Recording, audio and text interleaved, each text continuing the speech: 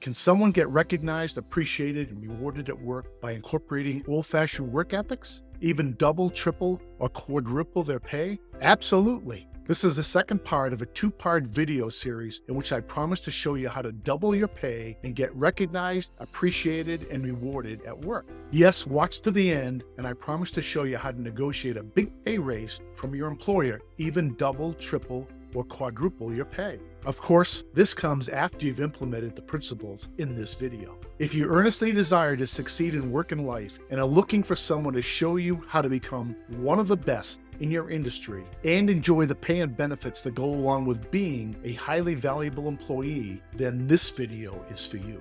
Transforming your business from struggling to success and from success to significance. In the first part of this two-part video, we talked about how employers are frustrated with employees and how employees are frustrated with employers. I told you that I was going to show you how to get recognized, heard, appreciated, understood, valued, rewarded, advanced, and inspired at work by following 3 simple rules. Rule number 1 was to understand your primary job responsibility, which we said is to make your boss look good.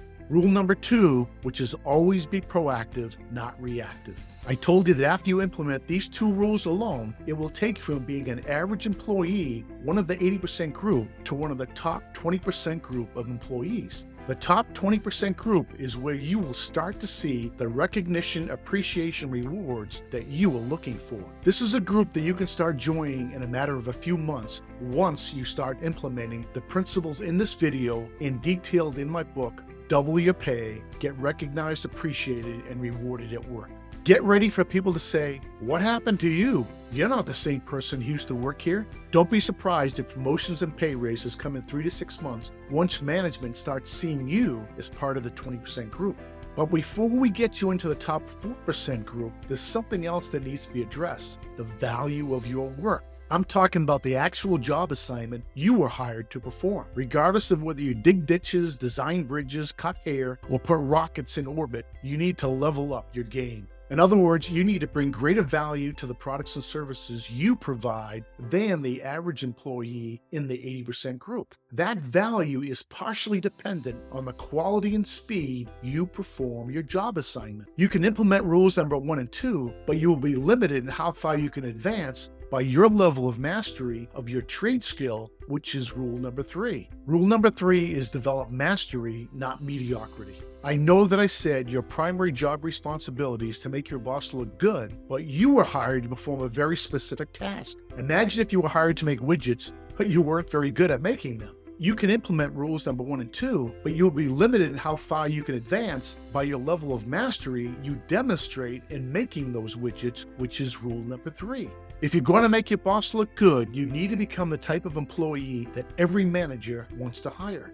You want hiring managers inside and outside of your company to be jealous of your boss simply because he or she was smart enough to hire you. For that to happen, you need to become so skilled at your job that others perceive you to be one of the best. People who are considered one of the best are well known in their industry and are highly sought after. These people are part of the top 4 and top 1% employee groups. These people are celebrated like rock stars. To a large extent, they define their own work, pay, and compensation packages. They have greater flexibility in work hours and enjoy their job much more than everyone else. This is the skill level that will give you the recognition, appreciation, and compensation you have been looking for. This is the skill level that you can attain if you really want it. To become the best, you need to find out which people are considered to be the best by those knowledgeable in your industry. This includes employees and managers.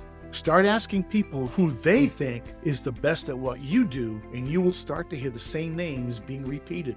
Someday they will mention your name, but until then, you should learn as much as you can from the people who are considered the best. Once you have identified the best, you want to get to know them well. For those who work at the same company, it is simply a matter of meeting them, developing a relationship, asking questions, and studying their strengths and weaknesses. What is their secret sauce? Why do so many people consider them the best? Study them to figure out how they do things better and faster than you do.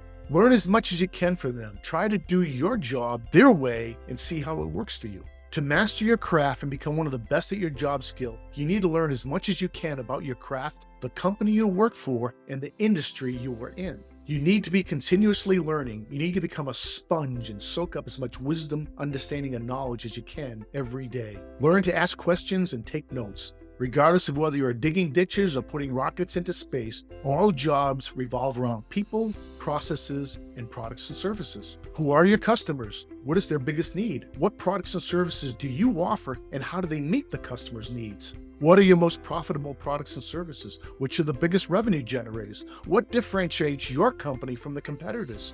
What percentage of the market does your company serve? Is the company's position in the industry growing or declining? Along with hanging out with leaders at work and learning to ask the right questions, meeting and engaging with the experts in your industry is the best way to learn your trade craft and become one of the best at your job skill. Where do you find these people? At conferences, seminars, and trade shows. Why? Because the most knowledgeable people in your industry are going to be there. In my book, I have 7 more chapters that will give you greater depth on how to implement these 3 rules for success and help you become a rock star at work once you have implemented these rules.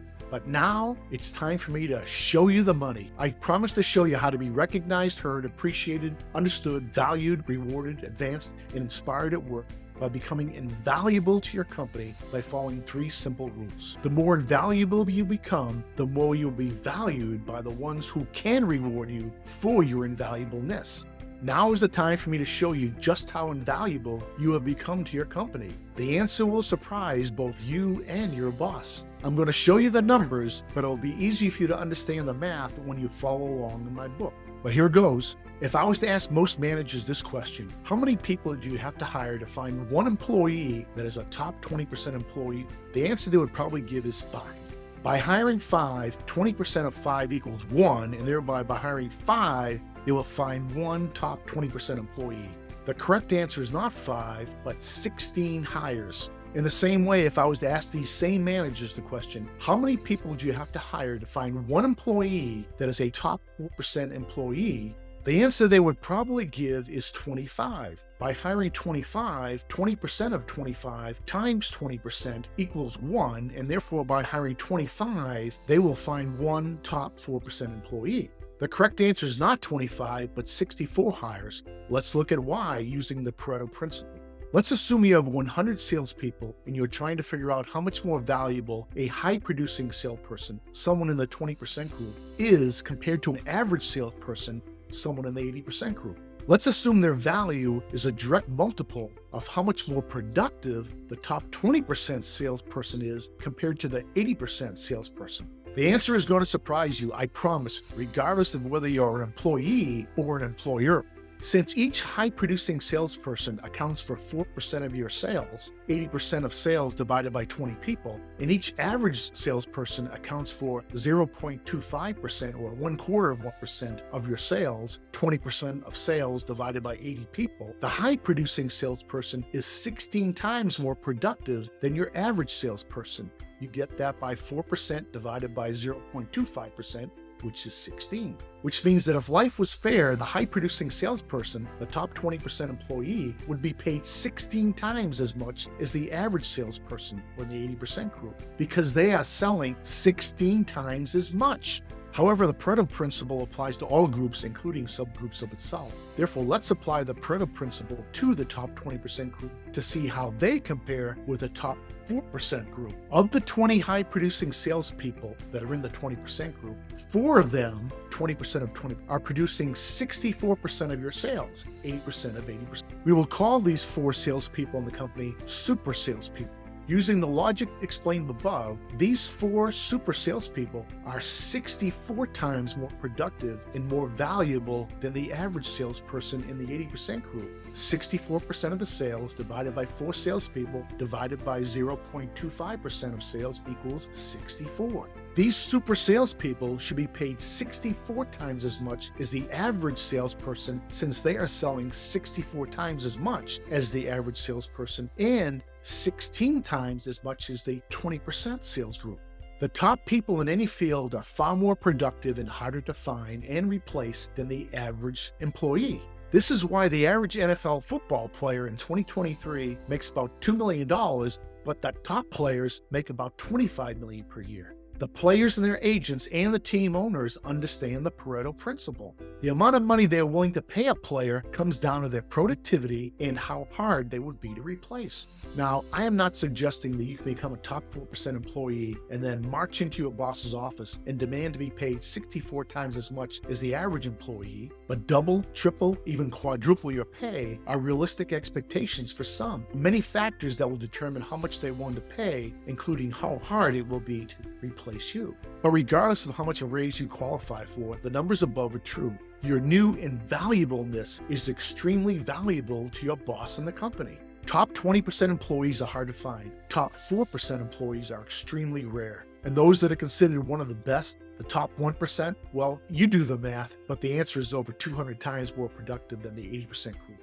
In summary, the secret to becoming recognized, heard, appreciated, understood, valued, rewarded, advanced, and inspired at work is to follow 3 simple rules. Rule number 1, your primary job responsibility is to make your boss look good. Rule number 2, always be proactive and not reactive. And rule number 3, which is develop mastery and not mediocrity in your trade. If you want to see this in writing, get the Double Your Pay book. I'll leave the link down below. This video has been of some help to you. Please hit the like and subscribe buttons below. If there are any other topics you'd like to see discussed relating to work ethics, please let me know.